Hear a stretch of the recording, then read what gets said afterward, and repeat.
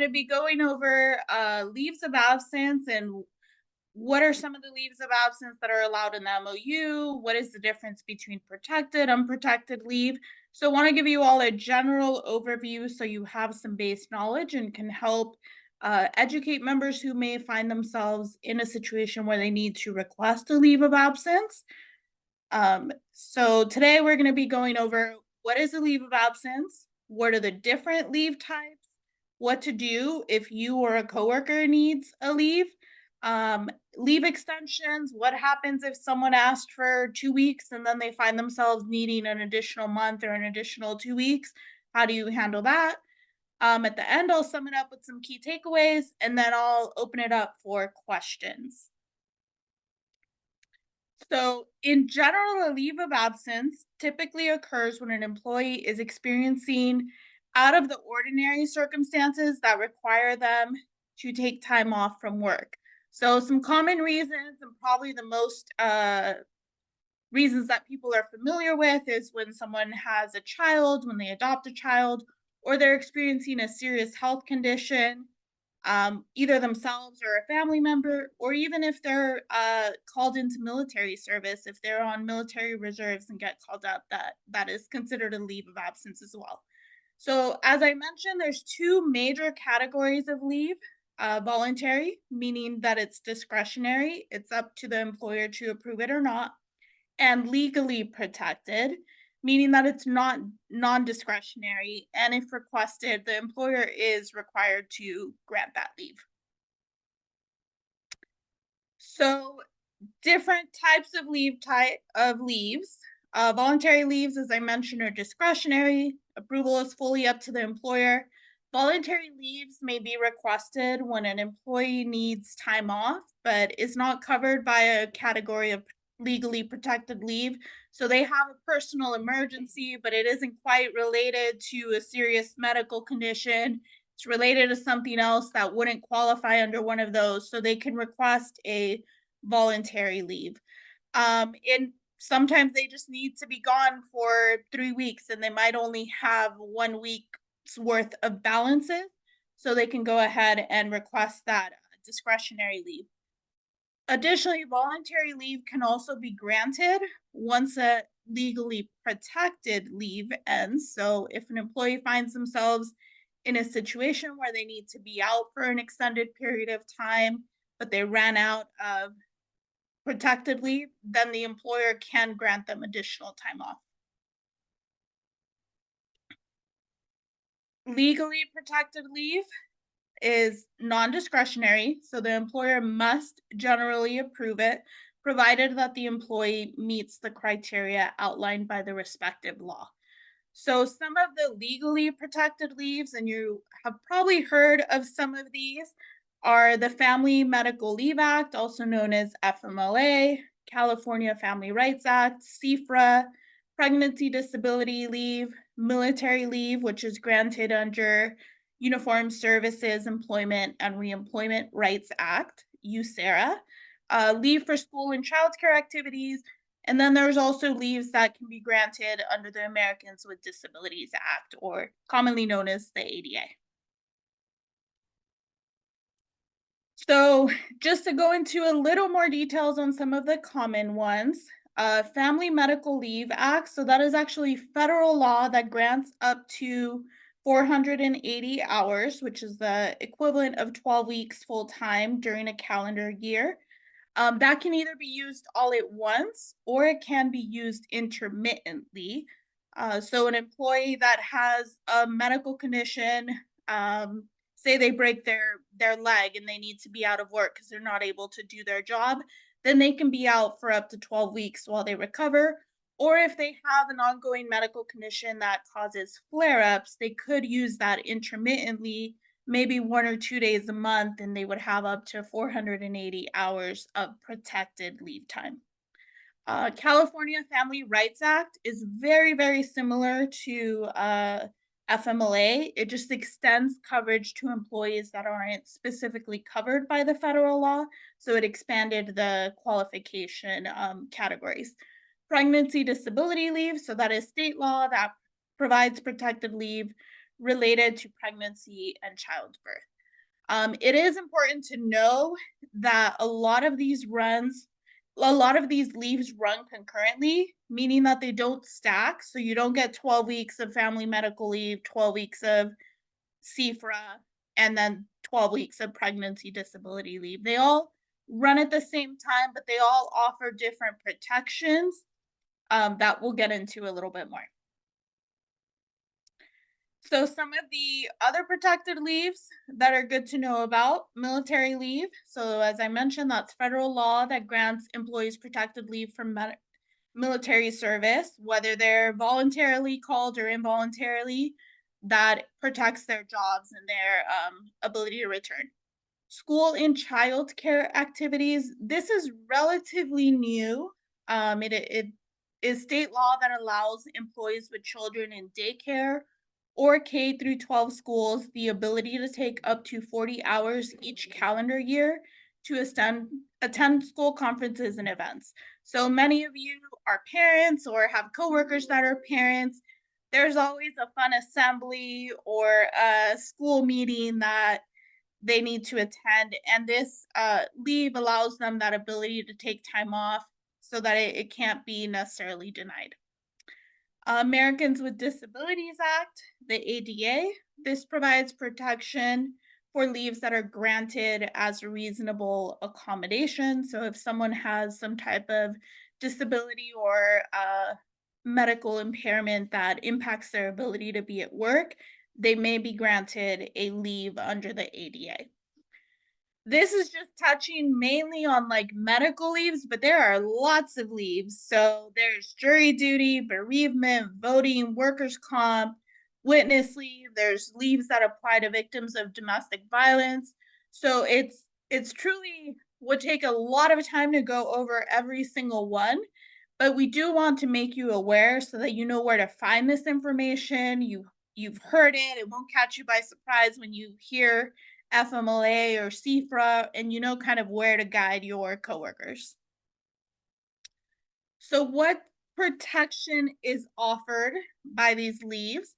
So some leaves, including FMLA and CFRA, require that an employer continue to cover its portion of health insurance premiums during the duration of the protected leave. So if someone has a medical condition, needs to be out for 12 weeks, the worst thing that could happen is if their health insurance stopped because they need to continue to seek care. So while they're on this protected leave, the county or the employer would continue to cover their portion of health insurance, and then the employee would be responsible for paying just their much smaller part than what the county covers. Most importantly, the person's employment is protected. So, unless for very, very limited circumstances, the employee cannot be terminated while they are on a protected leave. Once their leave ends, they will have the ability to return to their job, return to their position, maybe not the exact same one, but they will have a job guaranteed once they're returning. And they also cannot be disciplined for taking time off for a protected leave. So sometimes employees, something is going on, they start calling out sick, they start using up their vacation. They don't realize that unless there's notification or that the employer has been notified of a need for leave that would qualify under a protected leave, that they could actually get in trouble for attendance issues or other disciplinary matters.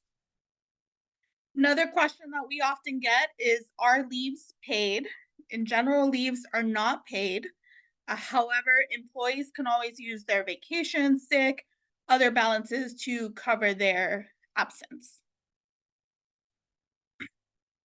So if you or a coworker find yourself in a situation where you may need to take a leave of absence for whatever reason, it's important that you know your MOU. The MOU has a lot more detail on the different types of leaves that are available in the county. Make sure that you also reach out to your union representative. OCEA can absolutely walk you through the different leave options that might apply to your situation. And you also want to reach out to HR or your supervisor to inform them of your need for leave as soon as possible. They should send you a leave of absence form. Your protection truly does not start until your employer is aware. So you can't just call out sick and then say, oh, it was a covered reason. I need to have a leave of absence. So if you do find yourself in that situation, please reach out. Please let HR know, let us know. We'll help guide you through the process. It can be overwhelming, especially if you have something going on. And this is the last thing that you want to deal with on figuring out what this all means. Some leaves do require medical documentation, so make sure that you seek that out. Sometimes doctors take a little while to fill out some forms, so you want to make sure that you get that information as soon as you know that you may need that leave. So if an employee is on a leave and then they need to potentially extend it, if initially they thought their broken leg would be healed within 4 weeks and it turns out they need an extra 4 weeks off, the most important thing that they need to do is communicate. If their leave end date is nearing, you will need and will need additional time off, they need to reach out to HR to let them know as soon as possible. HR may just be able to grant it, or depending on the situation, they might request some additional medical certifications or some other documents. That can take some time to obtain, so you don't want to wait until the last minute on the last day that your leave is ending to say, I need additional time off. Even if you've exhausted protected leave, the employer can grant additional leave as an accommodation. So you can ask. Some individuals think, well, my protected time is off. I need to come back. There's no other options for me. There absolutely are options. It's all about communicating and making sure that you're reaching out to get that information. When individuals find themselves in a tough spot, sometimes they don't communicate, and then that could risk their employment if they don't return when their leave date is over. So you do need to make sure that they're keeping in communication with HR. So key takeaways from today's very general overview is that leaves are granted by federal and state laws or negotiated by your union. Leaves are generally unpaid, but you can always use your balances. And communication. Your leave is not protected if you don't notify your employer. Also pay attention to the leave dates. If you need an extension, ask as soon as possible. And we know that leave language can be very complicated. It's a lot to understand, but always remember that you are not alone. Your OCEA labor rep is always here to help guide you through the process, explain what the different leave types are.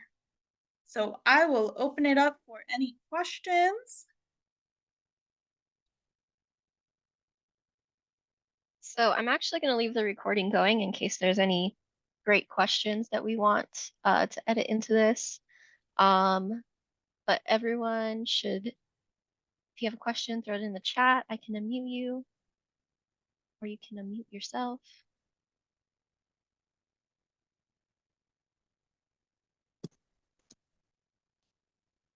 I have a question.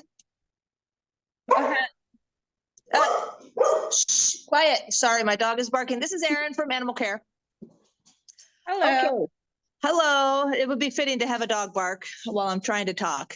So my question is, I actually have two questions. So for leave of absence, can like FMLA specifically, can an employee request that their schedule, their permanent schedule, like when we do shift change, be accommodating to the days off that they need for the FMLA or the FMLV?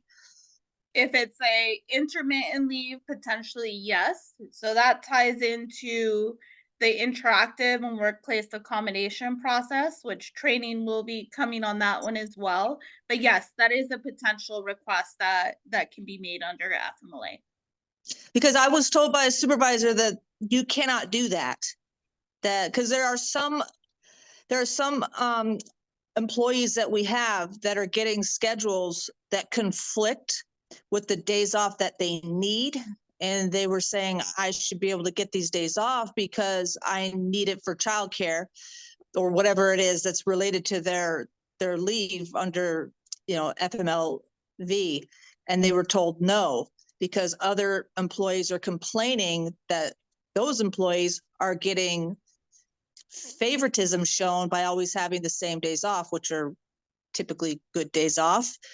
And they're being told they can't do that anymore. And now their schedules are being turned upside down and they're freaking out.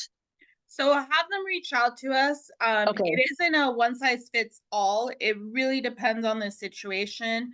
Childcare on its own is not a protected reason that would allow you to be granted certain days off. But if they have a medical condition or other needs, they may qualify for a workplace accommodation. They may qualify for some of these leaves, but we would need to know all the details to make that assessment, because it really is individually.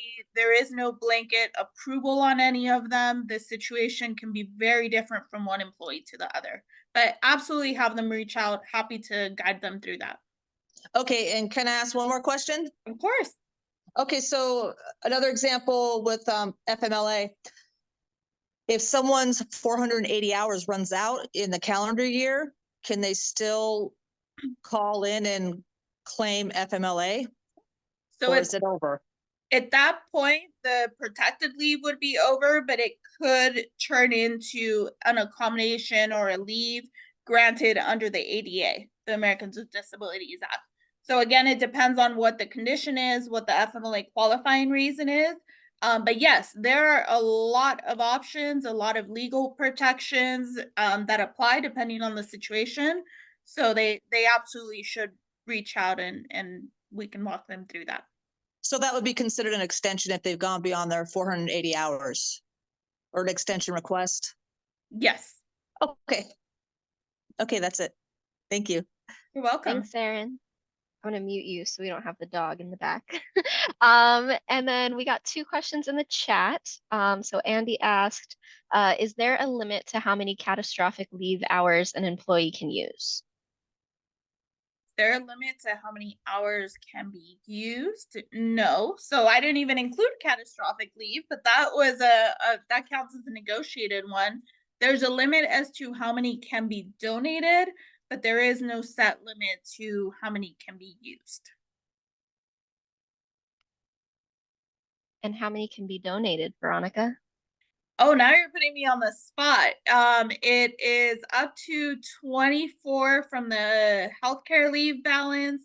And then the others, I believe actually it's 24 in general per request. And I think that's something that our negotiations team was able to increase this year or this round, right? Yes. Awesome. And then Scott asked, can you speak to using personal business leave, 40-hour allowance per year from healthcare leave balances? I have coworkers ask me what it can be used for. How much of a reason do we need to share with our employer and supervisor? Oh, I love personal business leave because it's your personal business. You don't need to share anything. You just need to say that you are requesting personal business leave. It can be for any reason whatsoever. It was negotiated to give that flexibility, and you just need to let them know. So if they, in general, supervisors, managers shouldn't be requesting more details than that. But if you are running into problems, let us know. Awesome. And then Courtney asked, are FMLA and CFRA only available for full-time employees? No. So FMLA CFRA is also available for part-time employees. To qualify for those, an employee has to have worked 1,250 hours in the preceding 12 months of when it is requested. So and they also have to have been at the employer for 1 year. So those are the baseline qualifiers. So if an employee has been there and then they requested, as long as they've worked 1,250, which is pretty much equivalent to 20 hours per week, then they would be able to qualify for that type of leave. And then Laura threw in question about the amount being able to be donated. I threw Veronica on the spot with that question. So if you have a question, call us after. She'll look it up. Yes, please. I can't guarantee that I know that one off the top of my head, so we'll look it up and get that info.